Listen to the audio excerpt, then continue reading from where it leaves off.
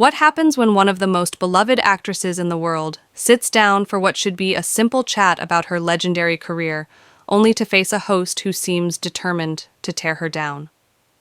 In just 37 seconds, a single cutting remark about Mary Poppins would transform a pleasant morning show into television chaos and expose the ugly side of daytime TV that viewers rarely see. Julie Andrews walked onto the Loose Women set that Tuesday morning with her trademark grace, wearing a simple blue dress that somehow made her look both elegant and approachable. The studio audience erupted in warm applause as she settled into the guest chair, her hands folded neatly in her lap. She had that familiar twinkle in her eye, the same one that had charmed audiences for decades in films like The Sound of Music and Mary Poppins.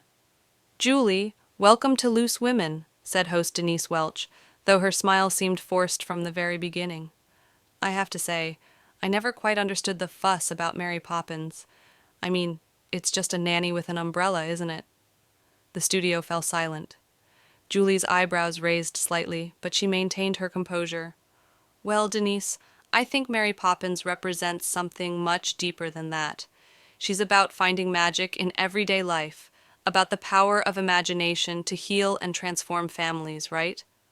"But let's be honest," Denise interrupted, leaning forward with a smirk.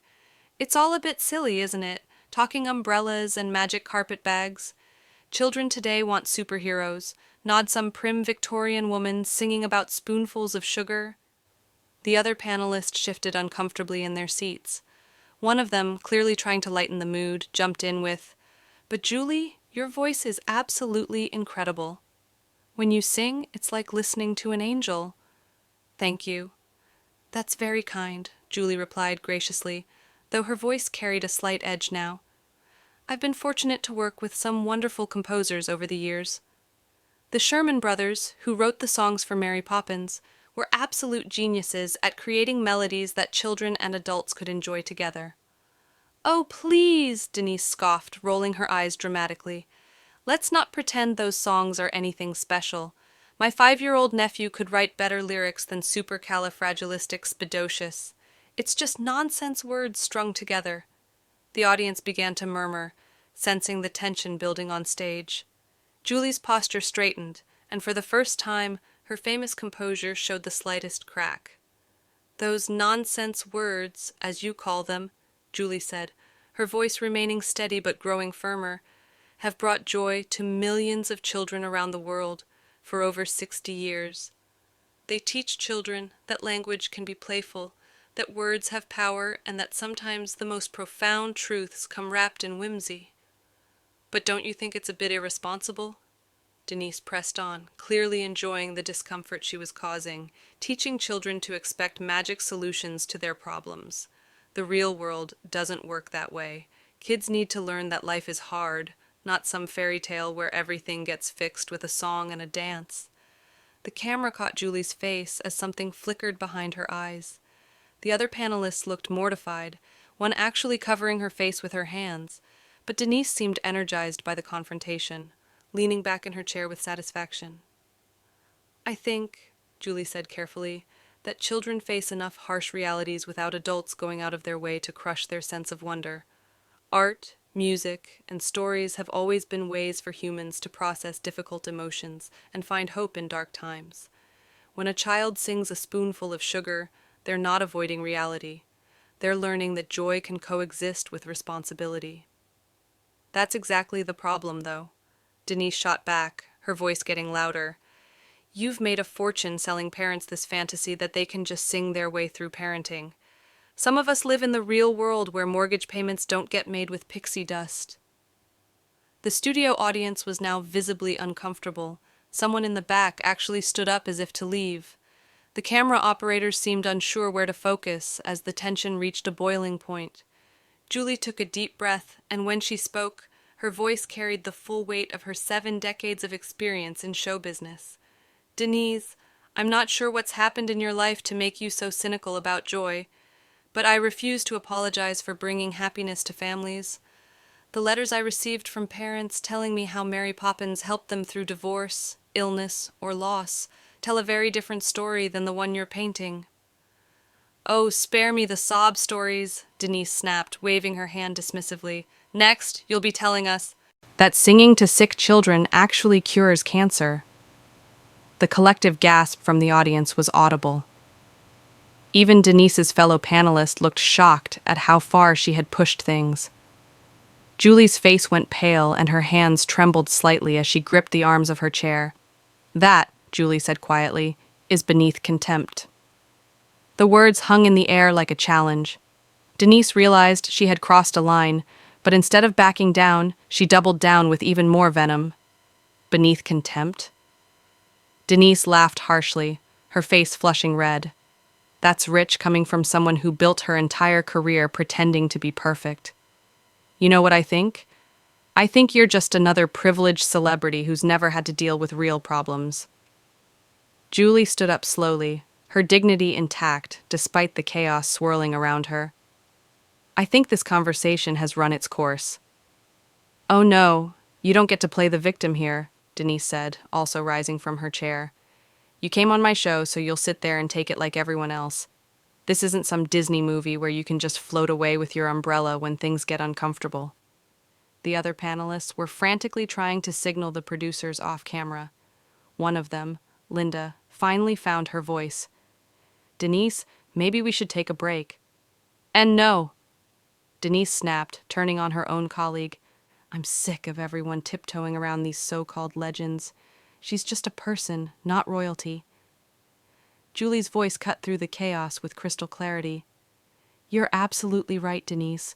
I am just a person who has spent 70 years learning that kindness costs nothing, but cruelty leaves scars that last lifetimes. I've worked with difficult people before, but I've never encountered someone who seemed to take such pleasure in trying to hurt others. Hurt you? Denise screeched, her composure completely gone now. You're the one sitting there acting all superior with your fancy accent and your holier-than-thou attitude. Some of us didn't get handed everything on a silver platter. The audience was getting restless. Someone shouted, "Leave her alone!" from the back rows, while others started booing Denise openly.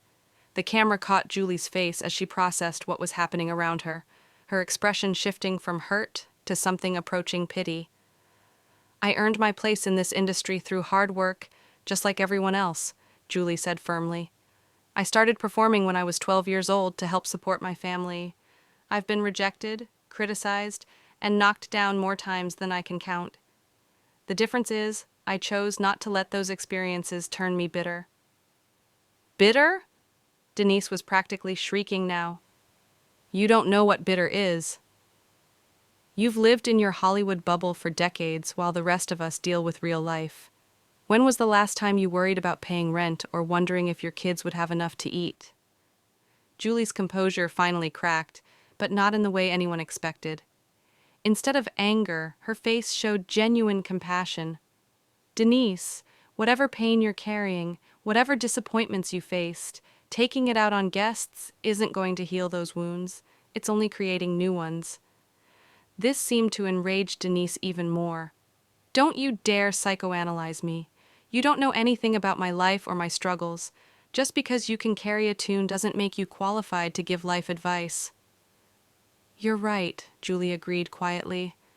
I don't know your story, but I do know that hurt people often hurt people. And right now, that's exactly what's happening here. The show's producer finally appeared at the edge of the stage, making cutting motions across his throat. But Denise was beyond caring about professional consequences. You want to know what's really happening here? She snarled. What's happening is that I'm tired of pretending that mediocre performers from a bygone era deserve endless praise just because they're old. Your movies are dated, your songs are cheesy, and your whole sweet grandmother act is probably as fake as everything else in Hollywood. The studio fell dead silent. Even the camera operators stopped moving. Julie's face went completely still, and when she spoke, her voice was barely above a whisper but somehow filled the entire room. I have children, Denise. Grandchildren, people I love who will see this broadcast and wonder why another human being felt the need to be so deliberately cruel to their grandmother, their mother, their friend. I have to go home tonight and explain to them why someone they've never met decided to attack not just me, but the work that has brought meaning to my life. Denise seemed to realize she had gone too far, but her pride wouldn't let her back down. Well, maybe your family needs to learn that the world doesn't revolve around Julie Andrews. Maybe a little reality check is exactly what they need. That was the moment everything changed. Julie's famous self-control, the grace she had maintained through decades of public life, finally reached its breaking point. But instead of exploding with anger, she did something far more devastating. She became completely, utterly calm. "I see," she said, nodding slowly. "I understand now." "Understand what?" Denise demanded, though her voice had lost some of its venom. "I understand that this was never about Mary Poppins or my career or anything I've done. This is about you needing to tear someone down to make yourself feel bigger. This is about you using your platform to bully someone who came here in good faith, to share stories that might bring people joy." Denise's mouth opened and closed like a fish gasping for air around them. The studio had become a pressure cooker of tension and disbelief. "You don't know what you're talking about," Denise stammered, but her voice had lost its earlier bite. She looked around desperately at her fellow panelists, seeking support that wasn't coming. "I was just trying to have an honest conversation instead of the usual celebrity worship nonsense." Julie shook her head slowly, her eyes never leaving Denise's face. "No, that's not what this was. An honest conversation would have involved listening to my answers instead of preparing your next attack. An honest conversation wouldn't have included mocking something that brings joy to children or making cruel jokes about serious illness." "I never made jokes about illness," Denise protested, though her face was turning an even deeper shade of red. "You implied that I was claiming music could cure cancer," Julie replied evenly. "You said it with a smirk on your face, as if the idea of bringing comfort to suffering families was somehow amusing to you." The other panelists were now openly staring at Denise in horror. Linda tried once more to intervene. "Perhaps we should all take a step back, and know." Denise cut her off again, but this time her voice cracked slightly. "She came on here acting like she's better than everyone else with her perfect little stories about spreading joy and magic. Some of us live in the real world where bills need to be paid and dreams don't come true just because you wish upon a star." Julie's expression softened slightly, and when she spoke, there was genuine sadness in her voice. "Oh, Denise, I'm so sorry that life has convinced you that cynicism is the same thing as wisdom. I'm sorry that somewhere along the way, you decided that tearing down beauty was easier than creating it yourself." "Stop it," Denise said, her voice getting higher. "Stop talking to me like I'm some broken child who needs your pity."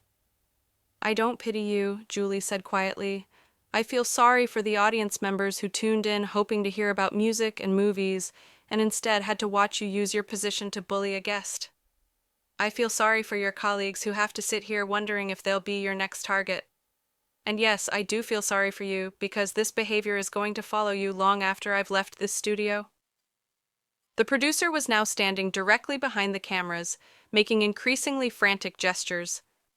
The audience had begun talking among themselves, some getting up to leave. The whole situation was spiraling completely out of control. Denise looked around wildly, realizing that she was losing not just the argument, but the entire room. In a last desperate attempt to regain control, she played her final card. "You know what?" she said, standing up and pointing directly at Julie. "I think you need to leave. This is my show, and I don't have to sit here and listen to some washed-up actress lecture me about how to do my job." The collective gasp from everyone present was so loud it could probably be heard in the parking lot.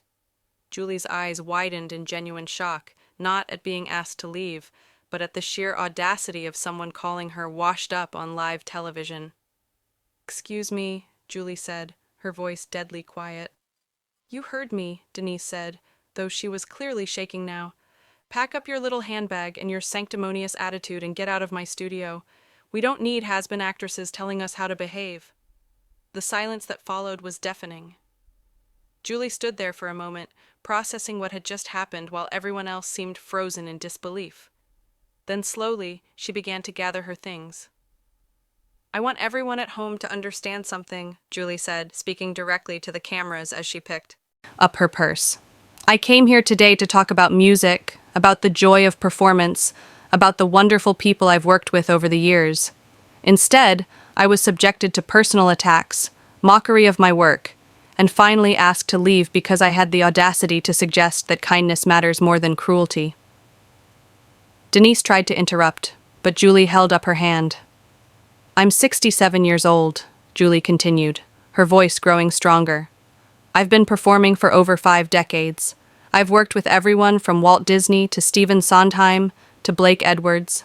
I've been honored by the Queen of England and celebrated by audiences around the world, but none of that matters as much as this simple truth. How we treat each other is the only legacy that really counts." She walked toward the exit, then turned back one final time. "Denise, I hope you find whatever it is you're looking for, but I hope you find it without having to hurt other people along the way." And with that, Dame Julie Andrews, one of the most beloved entertainers in the world, walked off the Loose Women set with her head held high, leaving behind a host whose career would never fully recover from 37 seconds of pure venom that revealed her true character to millions of horrified viewers. The woman who had taught generations that a spoonful of sugar helps the medicine go down had just shown that sometimes the most powerful response to cruelty is simply refusing to participate in hay.